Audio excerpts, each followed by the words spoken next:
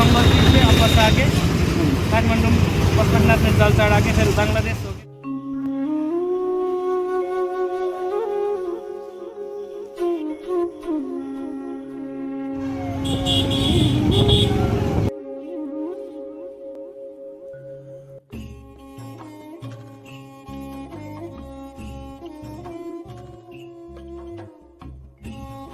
Hello সবাইকে, welcome to my new video. আশা করি তোমরা সবাই ভালো আছো আর আমিও খুব ভালো আছি। তো আমি আবারও একটি নতুন ভিডিও নিয়ে চলে এসেছি তোমাদের সাথে গল্প করতে। আর দেখো আমাদের গাছের সেই ছোট ছোট আমগুলো দেখো কত বড় বড় হয়ে গেছে। আমগুলো কিন্তু অনেক বড় হয়েছে, তোমরা কতটা বুঝতে পারছো জানি না।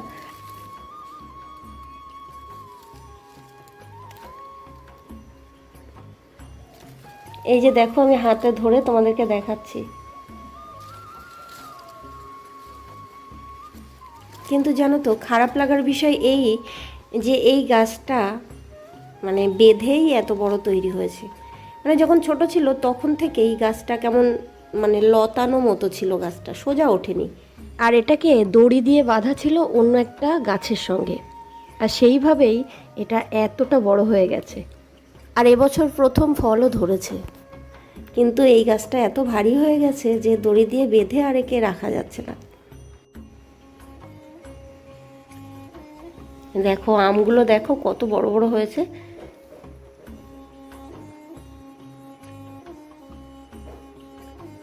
আমি হাতে নিয়ে দেখাচ্ছি, তোমরা দেখে নিশ্চয়ই বুঝতে পারছো। দেখো কত বড় বড় আম হয়েছে।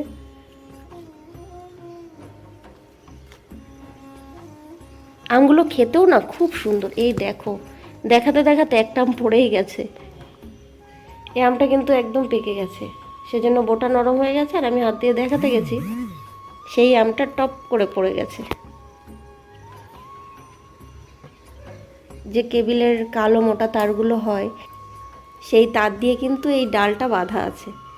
এই যে দেখো কেবিলের তার দিয়ে বাঁধা আছে। কিন্তু এইভাবে তো আর গাছ মানে রাখা যায় না। ছোট অবস্থাতে ঠিক ছিল, কিন্তু এখন গাছটা এত বড় হয়ে গেছে, এত ভারী হয়ে যাচ্ছে, আর সেজন্য এবার এই গাছটাকে কেটেই ফেলতে হবে। এই যে দেখো কেমন লতানোভাবে দেখো গাছটা উঠেছে, একদম বেঁকে আছে। এটা শুধু বাঁধা আছে বলে, আর না হলে না একদম মাটিতেই প্রায় শুয়ে যেত। তো সেই অবস্থাতে এতটা বড় হয়েছে, আর আমও ধরেছে। আর ফল খাওয়ার পরই গাছটাকে কেটে দিতে হচ্ছে। আর আজ আমি রান্না করছি চিংড়ি মাছের মালাইকারি। তো তোমাদের সাথে গল্প করতে করতে রান্নাটাও করে নিই।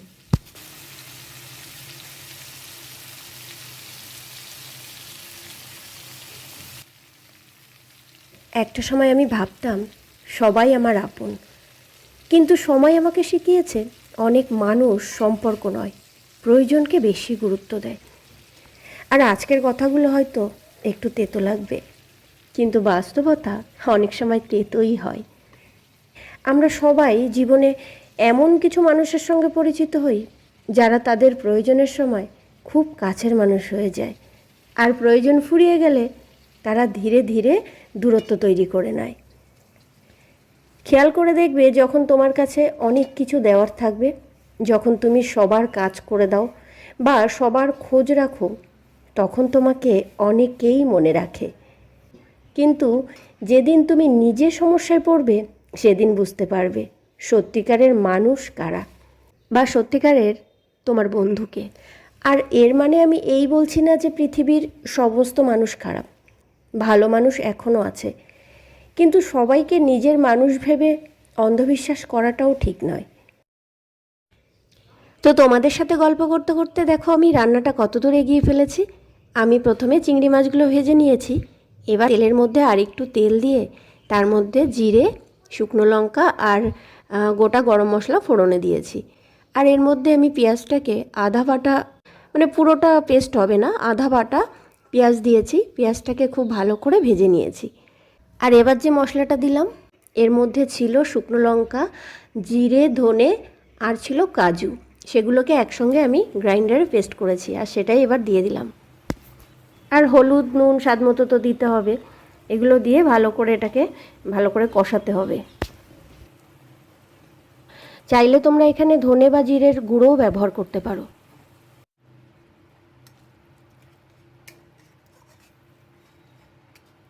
তো যেটা বলছিলাম আর কি, তাই জীবনের সম্পর্ক রাখো, মানুষের পাশে দাঁড়াও, সাহায্য করো, কিন্তু নিজের আত্মসম্মান বিসর্জন দিও নয়।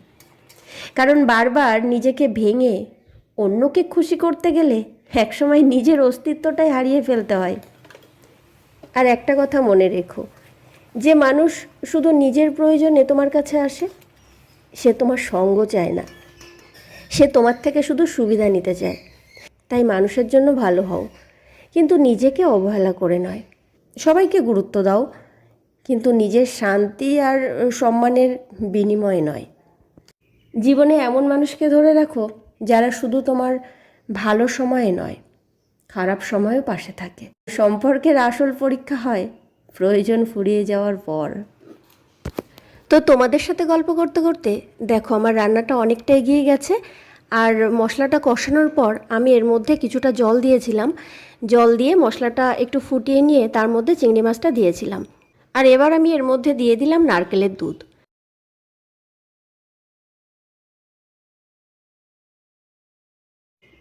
আর নারকেলের দুধ দেওয়ার পর আমি আর অল্প কিছুক্ষণ ফোটাবো। আর এর মধ্যে দিয়ে দিচ্ছি স্বাদ মতো চিনি আর গরম মশলা বাটা।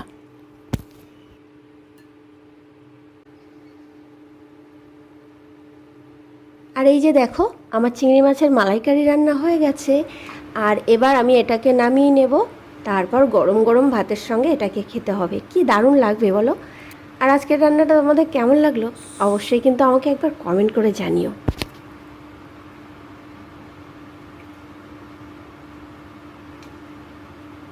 তো দুপুরবেলা খাওয়া দাওয়া শেষে আমি ছেলে আর ছেলের বাবা মিলে বেরিয়ে পড়লাম একটা পরিবেশ বান্ধব স্কুটি কেনার জন্য। তো আমাদের কাছাকাছি কয়েকটা শোরুম ছিল, সেগুলোতে আমরা দেখেছি, কিন্তু এদের কাছে স্টক অনেকটা কম ছিল আর আমাদেরও খুব একটা পছন্দ হয়নি। সেজন্য কিছুটা দূরে একটা বড় শোরুম আছে, সেখানে এবার আমরা যাচ্ছি। তোমরাও সাথে থাকো।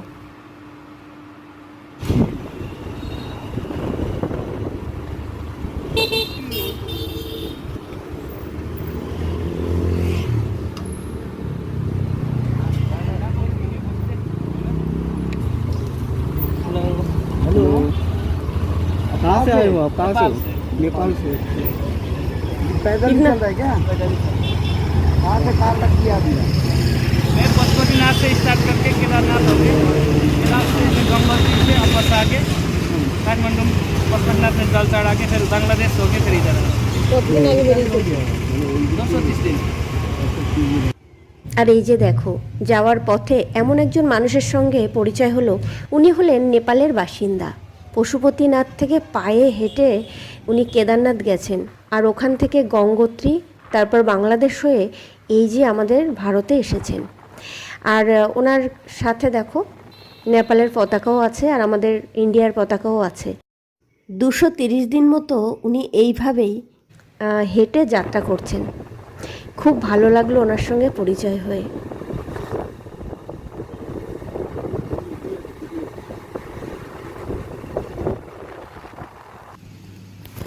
আর এই যে দেখো আমরা সেই বড় শোরুমটাতে পৌঁছে গেছি। আর এখানে শুধু কালেকশনগুলো দেখো। আর এদের স্টক প্রচুর, দেখো তোমরাও দেখো। এদের কাছে না প্রচুর ধরনের স্কুটি আছে। আর শোরুমটা দেখেই তোমরা নিশ্চয়ই বুঝতে পারছো এটা কতটা বড়।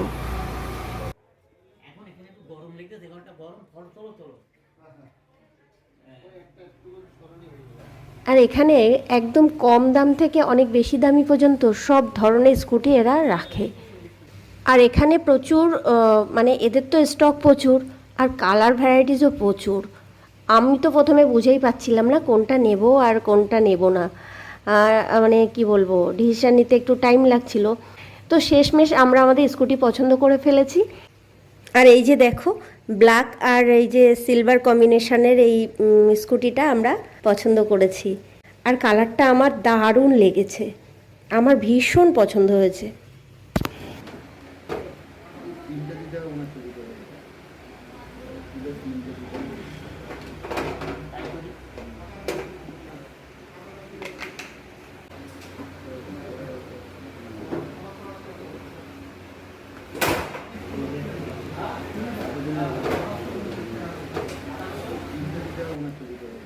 আর এই যে দেখো গাড়িটাকে রেডি করা হচ্ছে, ব্যাটারি লাগানো হচ্ছে, আরও সব কী কী পার্টসপাতি লাগানো হচ্ছে।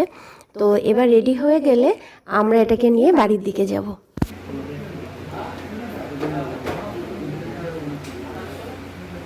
তো বন্ধুরা, আজকের ভিডিওটা আমি এখানেই শেষ করছি। আর ভিডিওটা তোমাদের কেমন লাগলো অবশ্যই কিন্তু কমেন্ট করে জানিও। আর ভালো লাগলে একটা লাইক দিও। আর নতুন বন্ধুরা সাবস্ক্রাইব করতে ভুলো না। আর তোমরা সবাই ভালো থেকো, সবাইকে ভালো রেখো। টাটা।